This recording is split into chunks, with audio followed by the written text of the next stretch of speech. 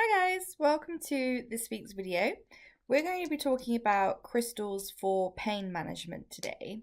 So that can cover a whole variety of things from a simple headache to those of you who may suffer with pain every single day and have chronic conditions that cause you pain. So I will start out by saying that the um, the guidance I give in this video and what I say about the crystals and using them is by no means a replacement for professional medical advice. If you do have consistent pain and you do have issues with that, then you do need to see um, your professional health practitioner, your doctor, and talk to them about it. Crystals are a complementary therapy. They're something to use alongside medical help.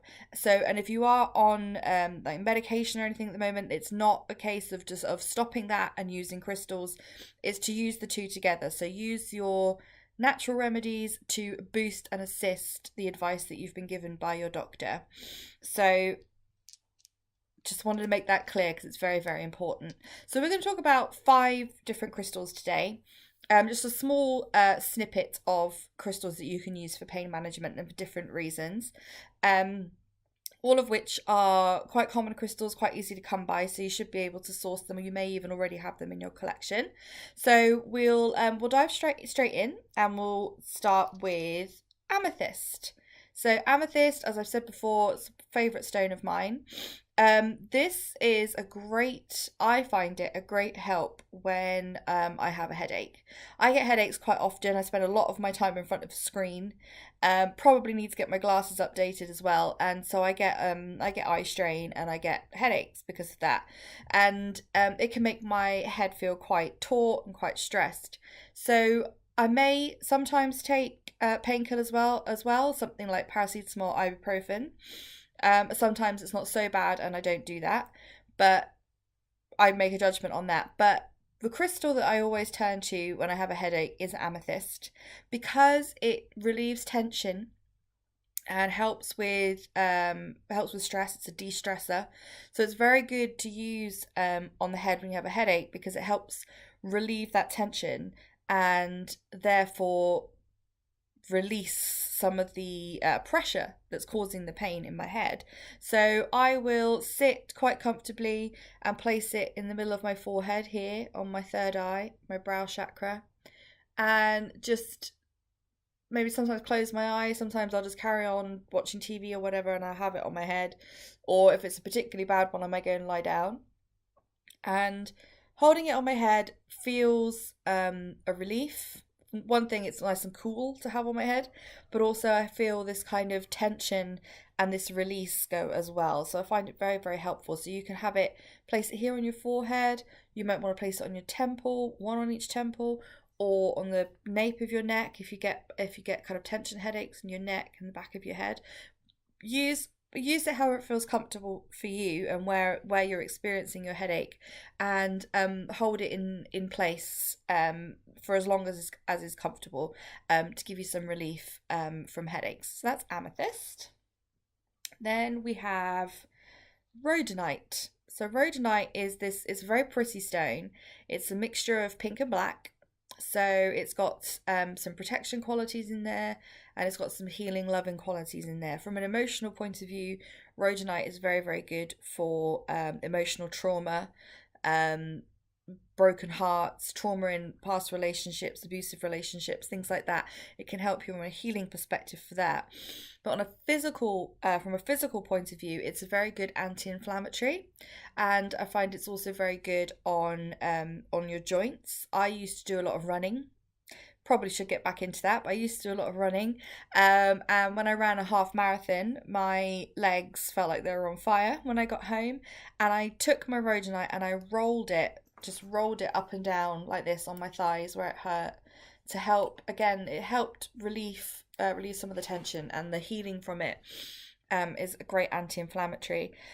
So it's very good if you suffer with inflamed joints. You may have arthritis or something like that. It can help. You can roll it over the area, hold it in the area.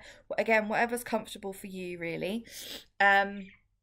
And for conditions such as fibromyalgia, which again is a chronic pain and it can flare up worse some days than others and in certain areas, and using rhodonite as from an anti-inflammatory perspective can be very helpful, and it does have a lovely soothing, calming energy with it as well, to aid you in that situation. So that's rhodonite. Then we have aragonite. So aragonite is, as well, for one thing, it's a very pretty stone when it's in this form. This is my little aragonite cluster. It's more of a kind of a general aches and pains crystal.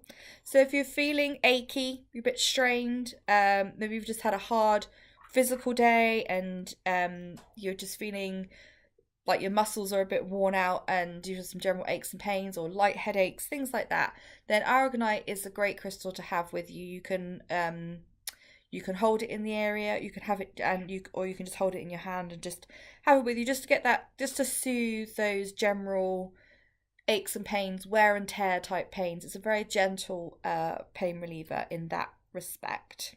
So that's aragonite.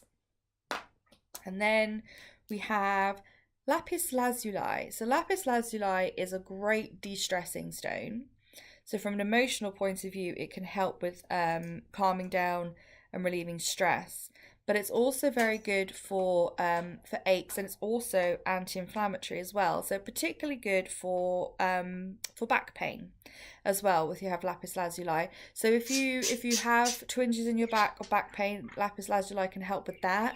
Again, you may want to have someone help you place it in the area if it's in your back, or just hold it yourself and just focus on what you want it to help you with. Set some intentions there with the energy.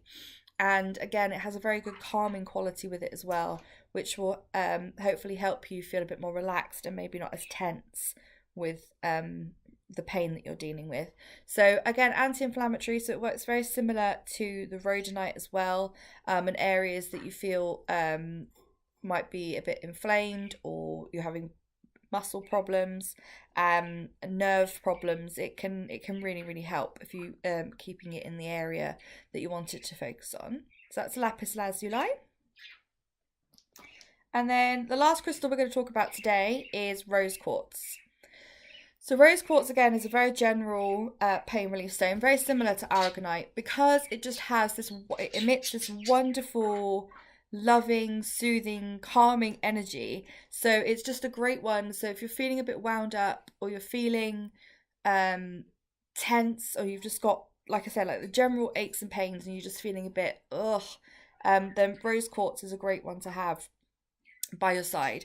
You can hold it in the area affected, or you can hold it in your hand, and again, just focus on the energy. But it also works really well placed here on your chest, center of your chest, for your heart chakra. You might want to hold it there, take some deep breaths, and just try and allow yourself to absorb the energy from the rose quartz to help you as well. Of course, you don't have to use these each one exclusively. They all work together. The combination of them, or two or three of them, can help. So if you have a headache, for example, you can have the amethyst on your brow chakra, and you could use the rose quartz on your heart chakra, just helping you feel a bit calmer. Again, if you've got like tension headaches and the headache's brought on by stress, then any kind of calming energy will help to relieve that side of things. But again, if you are in pain and it hurts, then obviously you might want to take painkillers, or if it's something that keeps recurring, go and speak to a doctor. But these are great complementary therapy tools to use in alongside traditional medicines.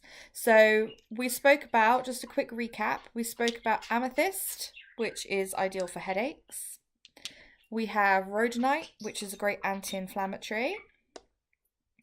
Then we have aragonite, which is wonderful for general aches and pains, feeling a bit of wear and tear. Lapis lazuli is great. Again, it's anti-inflammatory. It's very stress relieving and can help with back pain. And then we have rose quartz, which is an all-round loving stone. It's going to surround you with some loving energy and again ease those general everyday aches and pains you may have from just having a long day. But the rose quartz is something that I would say always have by you anyway because it's such a wonderful stone. So take a look at these selections of crystals if you feel that you want to have a little bit of a extra boost with needing some pain relief. Again, please do speak to your doctor if you have any health concerns. Let me know in the comments if you use what other crystals you may use for pain relief, or if you've tried these, or which ones you're going to give a go. I always love to hear from you. And you can have a look in the link in the description below. You'll see a link to my website, which will have all of my information on it. So you can find my podcasts, you can find my crystal services, you can find out a lot more about me, and you will also find link in the description to my Crystal Academy, which is my online crystal school. So you can take courses in there of how to use crystals, how to look after them, how to choose them for all different reasons. There's a number of courses in there for you to have a look at, so please check that out. And I will be back here next week with another video for you. In the meantime, if you'd like to see what other videos I've done on crystals, then take a look at the crystal playlist. And if you want to keep up to date with everything that I'm posting on here, then click the icon to subscribe. And I'll speak to you soon. Bye!